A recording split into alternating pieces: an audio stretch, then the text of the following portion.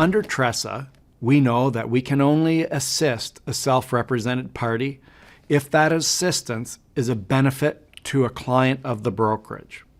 So if a prospective buyer inquires about a brokerage listing and that particular property doesn't fit the requirements of the buyer, so for example, if you know there's another property for sale listed with another real estate brokerage, you can say things to that buyer such as, would you be interested in knowing about other properties for sale in the neighborhood that might be of interest to you? And I think the vast majority of buyers will say, certainly. Then you should say something like, would you like me to educate you about how the market is behaving? That is, would you like me to help you understand what houses are selling for right now? And we all know that buyers love sold data. So I think the vast majority of prospective buyers are going to say, yeah, I want that sold data.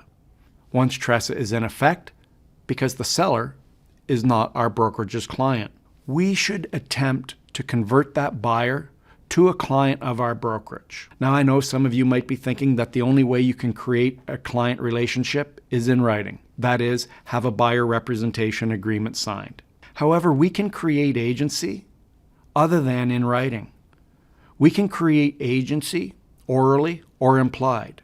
That is, by the things we say and we do. So by way of example, if a buyer inquires about one of your brokerage's listings and the buyer isn't interested in the property after hearing about it, why don't you say things to that buyer while they're on the telephone, such as, once that buyer gives me the green light to send them that information, I've already started down the path of creating agency. And then I'm going to follow up our phone conversation with an email.